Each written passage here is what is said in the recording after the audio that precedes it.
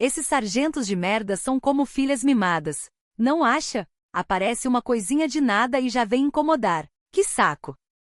O coronel Roberto Guzmão estava recostado de maneira arrogante no sofá de seu gabinete, com as botas táticas apoiadas sobre a mesa de centro. Um sorriso de escárnio curvava seus lábios.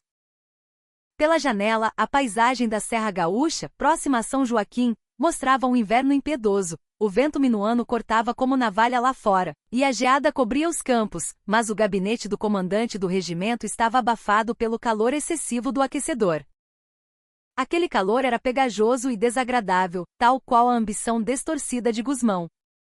À sua frente, o Major Ferreira, chefe da 3ª Seção, Operações, estava rígido, suando frio. Guzmão estalou a língua e deu um peteleco na ficha de registros funcionais que estava sobre a mesa. A nova general de divisão que está chegando veio das Forças Especiais, dos comandos, dizem. Uma mulher com 2 estrelas no ombro vindo para cá. O mundo está perdido. Não acha, Major? Sim, senhor. Com certeza, comandante. O Major Ferreira respondeu sem alma. Naquela sala, a palavra de Guzmão era lei e verdade absoluta. Ele aprenderá no último ano, da maneira mais dolorosa, que contestar o coronel não apenas arruinaria sua carreira militar, mas também significaria suportar humilhações pessoais insuportáveis. Guzmão estreitou os olhos, olhando para fora. Ao longe, os paredões da Serra Geral se erguiam imponentes sob a neblina gelada. Ele acreditava ser o rei daquele quartel.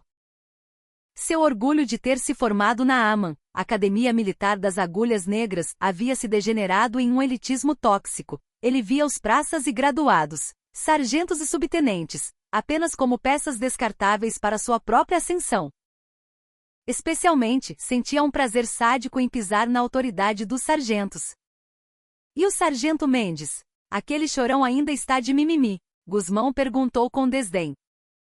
O rosto do Major Ferreira perdeu a cor. Ah, bem, ele não foi visto desde a formatura matinal de hoje. Os adjuntos de comando estão revirando os alojamentos.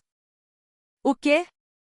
A sobrancelha de Guzmão tremeu. Ele retirou as pernas da mesa com violência e inclinou o corpo para frente. Aquele simples movimento fez o ar da sala pesar toneladas. Não foi visto? No meu quartel, nenhum rato desaparece sem a minha permissão. Fale direito. Desculpe, senhor. Estamos fazendo uma varredura no perímetro interno, mas ainda não o encontramos. Talvez. O major não conseguiu terminar a frase, mordendo o lábio. Pronunciar a palavra deserção faria a fúria de Guzmão explodir como uma granada. Guzmão levantou-se de um salto. Seu porte físico era intimidador. Ele cutucou o peito do major com o dedo indicador, rosnando baixo. Você esqueceu que dia é hoje? É o dia em que aquela general assume o comando da divisão. A região militar inteira está empolvorosa com a passagem de comando, e você ousa me dizer que tem um desertor no meu regimento? E ainda por cima um sargento de carreira? O rosto de Guzmão estava vermelho de raiva. Ele se lembrou do sargento Mendes, um militar veterano com 15 anos de caserna. Um profissional estoico que cumpria seu dever, mas que aos olhos de Guzmão não passava de um subalterno teimoso e velho. Nos últimos meses, Guzmão havia perseguido Mendes implacavelmente. Chutava suas canelas na frente dos soldados, negava suas licenças de recompensa e o cobria de insultos. Traga ele aqui agora. Vamos resolver isso internamente antes de acionar a polícia do exército. Se aparecer alguma mancha na minha ficha funcional, eu arranco a farda de vocês. Entendeu? Sim, senhor. O Major Ferreira prestou uma continência desajeitada e correu para fora do gabinete. Assim que a porta bateu, Guzmão atirou sua placa de identificação de mesa contra a parede. Pá! O som ecoou e a placa rolou pelo chão. Para onde você pensa que vai? Você está na palma da minha mão. Naquele momento, as tropas do regimento vasculhavam a área, sussurrando entre si.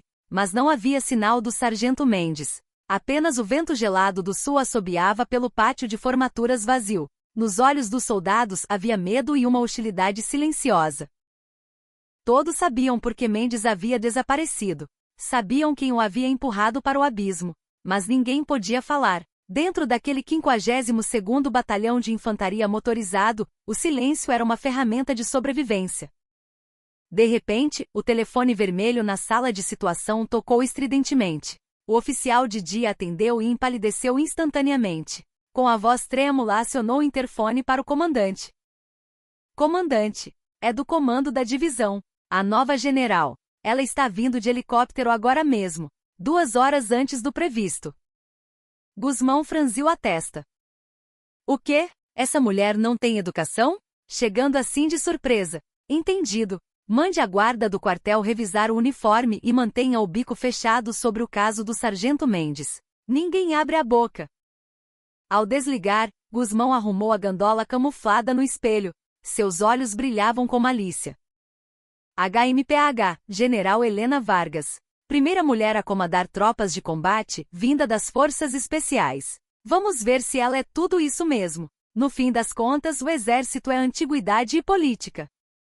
Ele não fazia ideia da tempestade que seus atos haviam invocado. O céu da Serra Gaúcha escurecia rapidamente. Uma tempestade de neve se aproximava.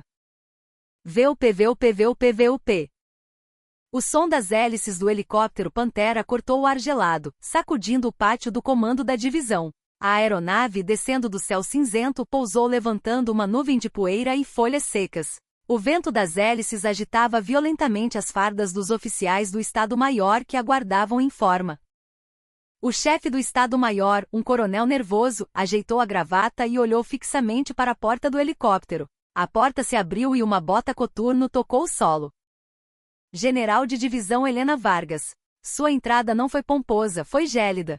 O uniforme impecável, a boina vermelha das Forças Especiais e o olhar afiado sob a aba exalavam uma autoridade natural que subjugava quem a via. Acima de seu olho esquerdo, uma cicatriz discreta, lembrança de uma operação na fronteira amazônica, servia como condecoração. Ela caminhou a passos largos até onde o veículo oficial aguardava. O chefe do Estado-Maior prestou continência. Aço, seja bem-vinda, general. Coronel Pacheco, chefe do Estado-Maior. Descanse. A voz de Helena era baixa, mas clara o suficiente para cortar o ruído das turbinas. Ela manteve o olhar fixo nos olhos do coronel. A cerimônia de posse está cancelada. Como, general, mas... O protocolo, os comandantes das unidades subordinadas estão todos no auditório. Pacheco gaguejou, pego de surpresa. Helena olhou lentamente ao redor. As faixas de boas-vindas espalhadas pelo quartel pareciam ridículas balançando ao vento. O que estou ouvindo nos relatórios e a atmosfera de festa que você preparou não combinam. Seu olhar perfurou o coronel. O relatório de situação do 52º Batalhão. Os olhos do coronel Pacheco vacilaram. Helena não perdeu aquele micromovimento. Ela já havia recebido um briefing direto do comandante do exército em Brasília antes de descer, mas queria ver até onde seus subordinados tentariam encobrir a situação. O 52º bis, senhora. Sem alterações. O coronel Guzmão mantém a tropa sob controle rígido. Controle. Helena soltou um riso curto e seco. Ela ignorou o carro oficial preto e caminhou em direção a uma viatura operacional leve, uma Ruá estacionado ao lado. Motorista, ligue o carro. General, para onde a senhora vai? O gabinete é por aqui. Vamos para o 52º Batalhão. Vou ver com meus próprios olhos quão bem controlada a tropa está. Helena abriu a porta traseira e subiu sem esperar gentilezas. O coronel Pacheco, em pânico, correu para o banco do carona. A viatura saiu da guarda e pegou a rodovia sinuosa da Serra. As montanhas de Santa Catarina e Rio Grande do Sul erguiam-se hostis pela janela. Helena encostou a cabeça no vidro e fechou os olhos. Em sua mente, o relatório de inteligência era claro. Coronel Roberto Guzmão, elite, carreira brilhante, mas com um rastro de sangue e lágrimas de subordinados. E nesta manhã, um sargento havia quebrado sob a pressão. Não era apenas uma deserção. Era um grito de socorro. Pacheco. Helena chamou-o ainda de olhos fechados. Sim, general. Sargento Carlos Mendes. 52º Batalhão, 3ª Companhia. Faltou a formatura hoje. O suor frio escorreu pelas costas do coronel Pacheco. Ele jamais imaginaria que a nova comandante soubesse o nome de um sargento de uma unidade ponta de linha assim que chegasse. O relatório deve ter atrasado. Parece ser apenas uma transgressão disciplinar, ausência sem licença. Não é apenas uma ausência. Helena abriu os olhos. A frieza em seu olhar fez o motorista engolir seco e desviar o olhar do retrovisor. A vida de um homem foi empurrada para o precipício. Quem relata isso como simples ausência, e quem encobre o fato são cúmplices aos meus olhos. A viatura passou pela guarda do 52º Batalhão. Sem aviso prévio, a chegada da general causou pânico na sentinela. No pátio, soldados removiam o gelo das calçadas. Seus rostos eram sombrios, a moral parecia inexistente. O carro parou em frente ao pavilhão de comando. O coronel Guzmão, avisado às pressas, saiu ajeitando a farda, com um sorriso forçado e bajulador no rosto. Aço, Coronel Guzmão, comandante do 52º. Parabéns pela nomeação, general. Se tivessem avisado antes. Helena desceu do carro, ignorou a mão estendida de Guzmão e o mediu de cima a baixo. O uniforme de Guzmão estava engomado e quente, em contraste gritante com as fardas surradas e as mãos congeladas dos soldados que trabalhavam ao fundo. Coronel Guzmão. Sim, senhora. Seu quartel fede. A sobrancelha de Guzmão tremeu. Perdão? Não entendi. Helena deu um passo à frente, invadindo o espaço pessoal dele. Embora ele fosse fisicamente maior, a presença dela o diminuía. Cheiro de podridão. Onde está o sargento Carlos Mendes? O sorriso de Guzmão desapareceu. Ele pigarreou, desviando o olhar. Ah, aquele sujeito. Ele saiu para resolver um assunto pessoal. Mentira. Helena cortou. No momento em que você mente para mim, você não coloca em risco sua patente, mas sua liberdade. Acione a polícia do exército. Ela fez um sinal para o comandante do pelotão de PE Polícia do Exército, que vinha logo atrás em outra viatura.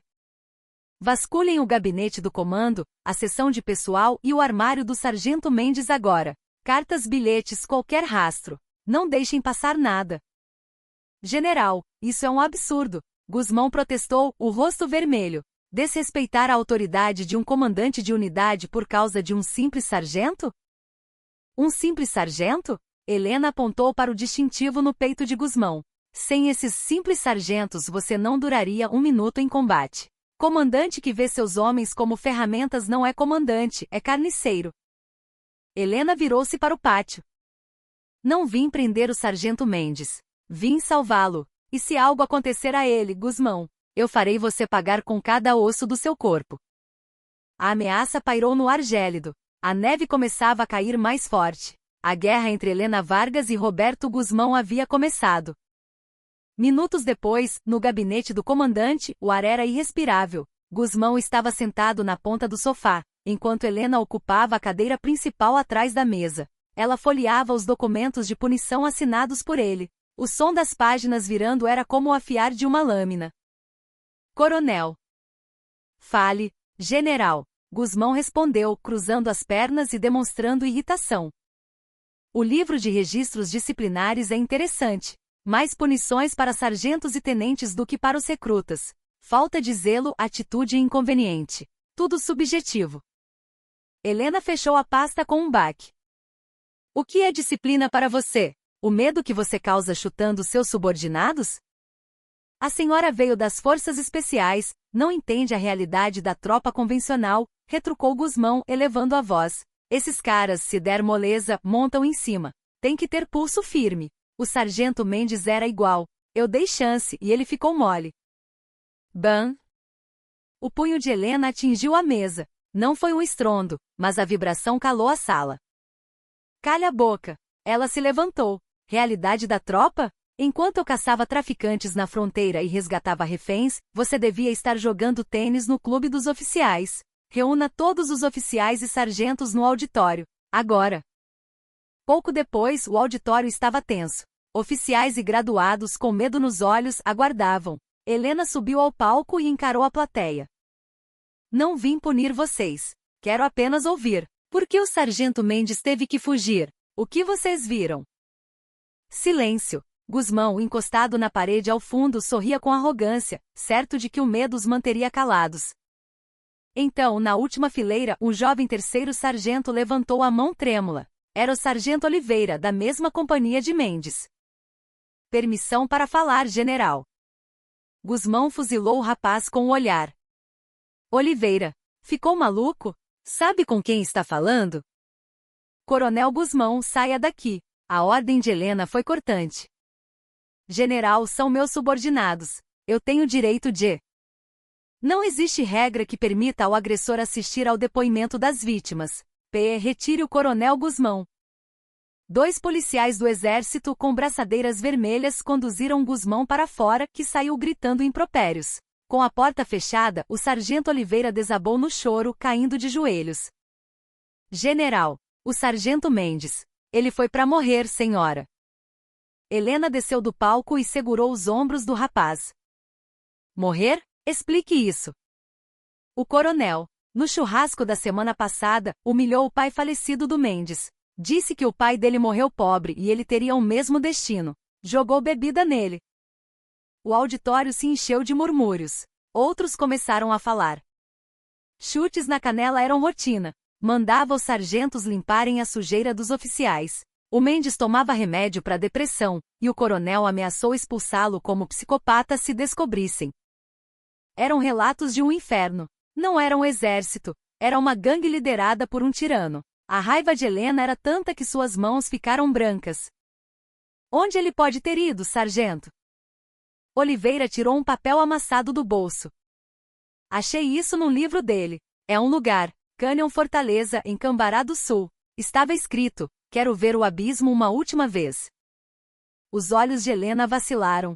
O Canyon Fortaleza, com seus penhascos verticais, era longe e mortal naquela nevasca. Oficial de comunicações. Rastreie o celular dele. Major Ferreira, prepare o helicóptero. General, há um alerta de nevasca forte na serra. Teto zero. O helicóptero não decola. Helena olhou para a janela. O mundo estava branco. Se não podiam voar, iriam por terra. Traga meu carro. Eu dirijo. General, é perigoso. Mande a PE. Nenhum pai manda outro buscar seu filho que está prestes a morrer. Eu vou. Ela saiu do auditório, deixando para trás um rastro de esperança e choro entre os sargentos, que pela primeira vez viam um comandante lutar por eles. No corredor, Guzmão zombou. Descobriu alguma coisa? Vai mimar a tropa agora? Helena parou, aproximou-se do ouvido dele e sussurrou. Reze, Guzmão. Reze para o sargento Mendes voltar vivo. Se ele tiver um arranhão sequer, eu não vou te mandar para o tribunal. Eu vou te mandar para o inferno. Guzmão sentiu um arrepio na espinha. Aquela mulher não blefava. A estrada para Cambará do Sul era uma pista de patinação mortal. O marro tático de Helena avançava pela tempestade. Localização? Perguntou ela ao rádio. O sinal triangularizou perto da borda do Canyon Fortaleza. 1 hora atrás. Acelere. Se demorarmos, vamos buscar um corpo. Horas depois, chegaram ao Parque Nacional. Estava deserto e escuro. Helena desceu, ajustou o gorro e a lanterna. Fiquem aqui e chamem os bombeiros. Eu vou sozinha. Se formos em grupo, ele pode se assustar e pular. Ela tirou as insígnias de general do velcro da farda e guardou no bolso. Agora não sou general. Sou apenas um soldado buscando outro. Ela caminhou pela trilha coberta de neve. O vento uivava. Depois de 40 minutos, viu uma silhueta na beira do precipício. Sargento Mendes. Ele olhava para o vazio imenso abaixo, onde a neblina escondia a queda mortal. Mendes. O homem estremeceu e olhou para trás. Estava pálido com a barba por fazer, parecendo um fantasma. Quem é? É da PE? Veio me prender? Não chegue perto. Eu não aguento mais. Carlos. Helena ergueu as mãos, avançando devagar. Não sou polícia. Sou Helena. Ouvi dizer que você é o melhor sargento do 52º. Mentira. Ninguém liga para mim. O coronel Guzmão me tratou como lixo. Ele tem razão, eu sou um fracasso. O sargento chorava, e as lágrimas congelavam em seu rosto. Eu sou a nova comandante da divisão, Helena Vargas. Os olhos de Mendes se arregalaram. A lenda das forças especiais ali na neve, sozinha? Eu vim te pedir desculpas, Mendes. Helena ajoelhou-se na neve. Desculpas por ter demorado tanto. Por termos deixado você naquele inferno. Desculpas. Um general pedindo desculpas? Você é meu subordinado. Um sargento do exército brasileiro. Um homem de honra. O coronel Guzmão. Eu cuido dele. Eu prometo. Tudo que você sofreu, eu vou cobrar dele. Então, por favor, Carlos, sai da beira desse abismo. Minha mãe. Mendes desabou, chorando copiosamente. Eu só queria que minha mãe tivesse orgulho de mim. Helena correu e o abraçou, puxando-o para longe da borda. Ela sentiu o corpo dele tremendo de hipotermia e medo. Tirou sua própria parca de Gore-Tex e colocou sobre ele. Ela tem orgulho. E eu também tenho. Vamos para casa. Ninguém toca em você enquanto eu estiver viva. Eles desceram a montanha. Quando as luzes da ambulância apareceram, Helena sabia que a verdadeira batalha começaria agora, contra Gusmão e a corrupção que o protegia. Eram 3 da manhã quando Gusmão, em seu gabinete, triturava papéis freneticamente. O cheiro de cigarro impregnava a sala. Já destruiu tudo, Major? Fichas de entrevista, escalas? Sim, senhor. Tudo apagado. Ótimo. Se aquele sargento abrir o bico, dizemos que é delírio de louco. Já falei com meus amigos em Brasília. Vão dizer que a general é histérica. O rádio da sala de operações tocou. Atenção! Comitiva da comandante da divisão entrando no portão das armas. Gusmão se levantou, colocou sua máscara de cinismo e foi para fora. A viatura parou. Helena desceu suja de lama e neve, mas com a aura de uma valquíria. Mendes foi retirado com cuidado do banco de trás. Gusmão correu até eles, prestando continência exagerada. Aço, general, que bom que o encontrou. Mendes, seu moleque, dando trabalho para a comandante. Ele tentou segurar o braço de Mendes com força, uma ameaça velada. TAT. Helena deu um tapa na mão de Gusmão, um estalo seco. Tire suas mãos sujas dele. Eu só estava preocupado. Preocupe-se com você. Levem o sargento para a enfermaria. Ninguém do 52º se aproxima dele sem minha ordem. Gusmão. Ela ficou a um palmo do rosto dele. Formatura geral às 9 horas. Todo o efetivo. Sem exceções. Mas, general, o frio. A tropa precisa descansar. Calha a boca. Esteja lá. Vai ser a cerimônia mais inesquecível da sua vida.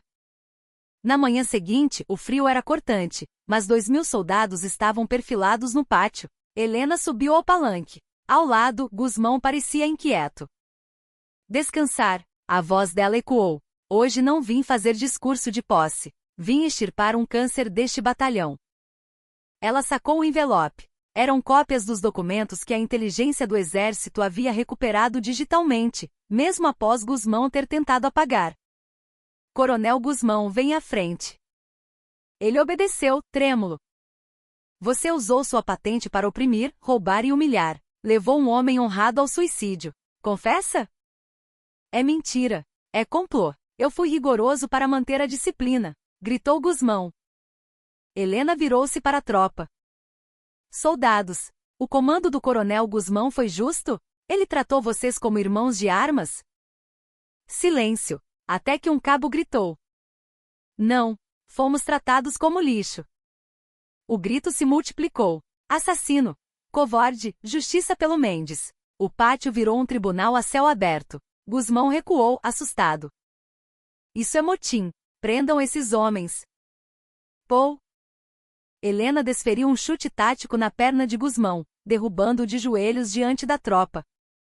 Dói? As canelas dos seus sargentos doíam assim. Ela o agarrou pelo colarinho e o ergueu. Com um puxão violento arrancou as passadeiras de coronel dos ombros dele, rasgando o tecido. Isso é agressão a superior. Eu tenho amigos no alto comando. Gusmão berrou. Isso não é agressão. É prisão em flagrante. P.E. Algeme este homem. Crimes, abuso de autoridade, lesão corporal, prevaricação. Joguem ele na cela. E sem regalias. Enquanto Gusmão era arrastado, chorando e ameaçando, os soldados começaram a aplaudir. Uma ovação espontânea tomou conta do quartel. Mas a guerra não havia acabado. Dias depois, inspetores do exército, enviados pelo general Barreto, o padrinho de Gusmão, chegaram para uma inspeção surpresa, tentando achar falhas na gestão de Helena para derrubá-la. O coronel Lopes, chefe da inspeção, invadiu o gabinete de Helena. General Helena, recebemos denúncias de abuso de poder da sua parte. Vamos revirar este quartel. E a senhora sabe como funciona. Quem procura, acha. Helena sorriu calma. Coronel Lopes, antes de procurar poeira na minha mesa, lembre-se do desvio de verbas de suprimentos no seu comando anterior em Curitiba. Acha que a inteligência das forças especiais não tem dossiês sobre todos vocês? Lopes empalideceu. Se tocarem na minha tropa, eu vazo tudo para a imprensa e para o Ministério Público Militar. Saiam do meu quartel. Agora. Os inspetores recuaram. Naquela noite, Helena liderou pessoalmente uma operação de infiltração em uma casa de campo onde Gusmão, em liberdade provisória, e o general Barreto tentavam subornar um médico para falsificar o laudo psiquiátrico de Mendes. Vestida de preto tático sem identificação, Helena invadiu o local com sua equipe de confiança. A festa acabou. Luzes táticas cegaram os conspiradores. Dinheiro e documentos falsos estavam sobre a mesa. General Barreto, o senhor está preso. Você não pode fazer isso. Sabe quem eu sou? Sei, um traidor da pátria. Meses depois, a primavera chegava à Serra Gaúcha. No pátio do 52º Batalhão, o clima era outro. Soldados corriam cantando canções vibrantes. No meio deles, puxando a corrida, estava o sargento Mendes, recuperado e sorridente. Helena observava da janela. Ela desceu e mandou reunir a tropa. Hoje não teremos ordem unida. Olhem para aquele pico. Ela apontou para o topo de uma montanha próxima. Vamos subir correndo. Todos juntos. Ninguém fica para trás. Quem cair será carregado. Brasil! Acima de tudo, respondeu a tropa em uníssono. Helena correu na frente. Ao lado dela, Mendes lhe passou um cantil de água no meio da subida. Obrigado, comandante. A senhora me devolveu a vida. Não, Mendes. Você que nos lembrou o que é ser um soldado de verdade. No topo da montanha, com o Rio Grande do Sul aos seus pés, 2.000 boinas foram jogadas para o alto. O 52º Batalhão não era mais um inferno. Era uma família forjada no aço e resgatada pela coragem